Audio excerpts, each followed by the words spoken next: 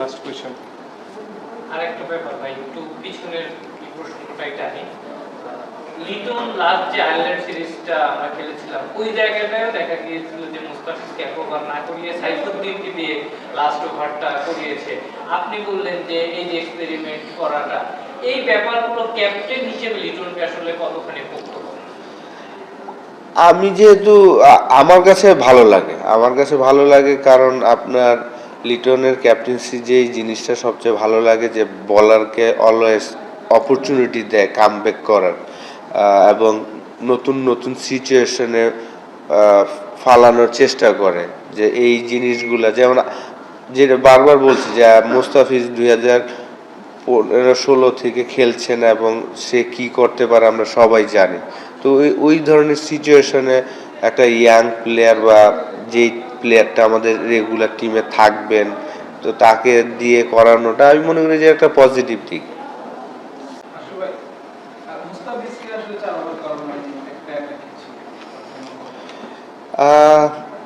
এটা আসলে লিটন ভালো বলতে পারবে, এবং যেহেতু আমাদের অপশন প্রচুর, আপনি যদি দেখেন যে আমাদের 3টা কোয়ালিটি স্পিনার আছে এবং 3টা সিম বোলার, সেই কারণেই হয়তো মুস্তাফিজকে এই 2টা ম্যাচে ফুল কোঠা করানো হয়নি। আশা করি ফাইনাল ম্যাচে যদি আমরা যাই তখন হয়তো ফুল কোটাই সে করবে। অবশ্যই এই 3টা টিমে যদি আমরা দেখি যে বাংলাদেশের বেস্ট প্লেয়ারদের নিয়ে তৈরি করা হয়েছে, এবং হ্যাঁ, আপনি যদি আমাদের 19 নম্বর ওভারটা আসলে আমরা কেউই আশা করিনি যে এত এক্সপেন্সিভ হয়ে যাবে। নুরুল হাসান সোহান আসলে চমৎকার ব্যাটিং করেছেন, সেও কিন্তু আমাদের স্কোয়াডেরই প্লেয়ার। তো একটা পজিটিভ দিক যে ন্যাশনাল টিমের প্লেয়ারই চমৎকার ব্যাটিং করেছেন, অসাধারণ ফিনিশিং তার। এরকম অতীতে প্রচুর রেকর্ড আমরা দেখেছি। লাস্ট বিপিএলও আমরা দেখেছিলাম যে রংপুরের হয়ে বরিশালের এগেনস্টে লাস্ট ওভারে 26 রান নিয়েছিল। তো খুব ভালো লেগেছে তার ব্যাটিং। এবং আপনি যেটা বললেন, ক্রিকেটে এটা হয়। আমি মনে করি যে কালকে থেকে আজকে আমাদের সবাই এফোর্ট দিয়েছেন। কালকে হয়তো আমাদের যতটা এফোর্ট আমার কাছে মনে হচ্ছে তার থেকে আজকে বেটার এফোর্ট দিয়েছেন সবাই। পিছনে আমরা তো মানে বড় টুর্নামেন্ট না, এক্সপেরিমেন্টাল অনেক কিছু, কিন্তু টেকনিক হিসেবে 2026 সালে এসে যেভাবে ব্যাটিং অ্যাড করছে, মানে উইকেট থেকে অনেক বেশি টাফ ছিল নাকি কি ছিল মাইন্ডসেট, মানে আমরা কেন 10 ওভার রান রেটে অ্যাপ্রোচ করছি না, বা আগে ব্যাট করার পরে কেন বড় টার্গেট চেষ্টা করছি না, মানে উইকেটটা একটু টাফ। উইকেটটা কালকে একটু স্লো ছিল শুরুর দিকে। যদি দেখি যে আমরা যখন বোলিং করলাম প্রথম 2-3 ওভার একটু বল আসতেছিল স্লো, কিন্তু আজকে উইকেট খুব চমৎকার ছিল। রানটা আর একটু বেশি হলে ভালো লাগতো। বিশেষ করে আমরা যেই রানটা করেছি জিতার মতনই ছিল, কিন্তু আরও বেশি রান করা সম্ভব ছিল। আমরা কিছু কিছু সময় রং টাইমে কিছু ব্যাটসম্যান আউট হয়েছে, সেই জায়গাটা যদি এটাও একটা প্রবলেম আমি মনে করি যে আসলে তারা রিসেন্টলি বিপিএল খেলেছেন এক একজন এক একটা পজিশনে, লাইক তৌহিদ হৃদয় পুরা লাস্ট 6টা ইনিংসে ওপেনিং করেছেন, এখানে এসে 5-এ এসেছেন।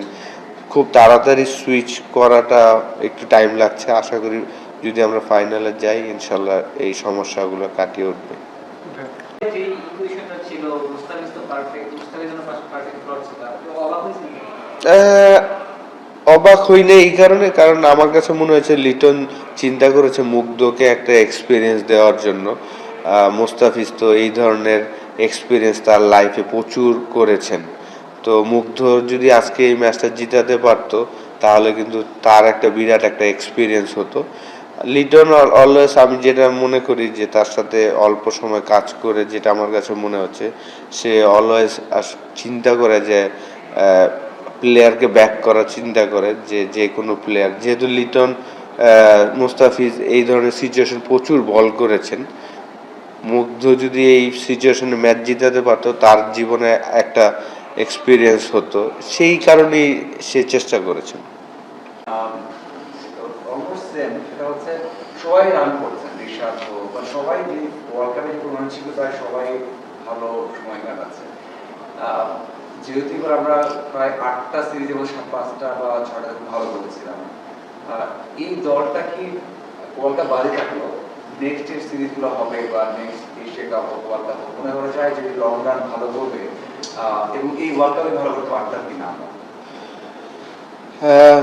অবশ্যই আমি মনে করি যে আমাদের বিশেষ করে টি-20 এবং টেস্ট টিমটা, যেহেতু আমি লাস্ট সিরিজে কাজ করেছি এই দুইটা ফরম্যাটেই, আমার কাছে মনে হয়েছে যে খুব গোছানো আছে।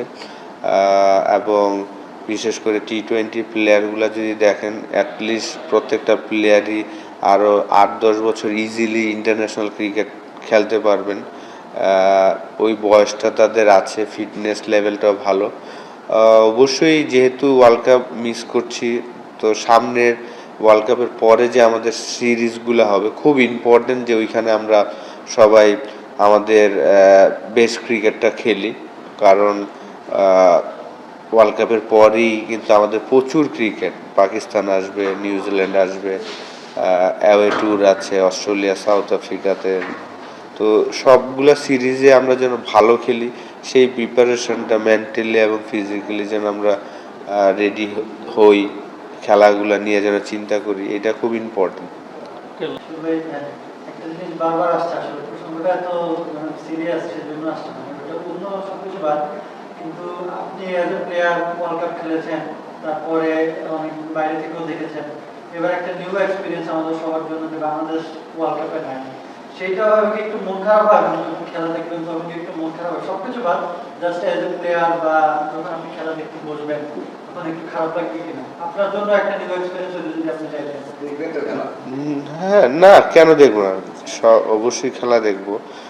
যে কোনো খেলাই তো আমরা লাইভ হলেই খেলা দেখি যদি টিভিতে আসে। এবং অবশ্যই যেহেতু আসলে এই ফরম্যাটটা আমি 4বার খেলেছি এবং ক্যাপ্টেন্সিও করেছি 2বার, নতুন রোলে আমি হয়তোবা টিমের সাথে আছি। এইটা একদম শেষ হয়ে গেছে, এই পার্টটা নিয়ে আসলে চিন্তা না করাটাই বেটার। কারণ আমরা এখন এই টুর্নামেন্ট নিয়ে আছি, তারপর হয়তোবা ন্যাশনাল ইলেকশনের পরে বিসিএল হবে, সেটা নিয়ে ব্যস্ত থাকব। যদি প্লেয়াররা ব্যস্ত থাকে তখন কিন্তু আসলে এগুলো নিয়ে চিন্তা করার সময় থাকে না। সব ধরনের খেলার খবর পেতে সাবস্ক্রাইব করুন। সঙ্গে থাকুন খেলার পাতার।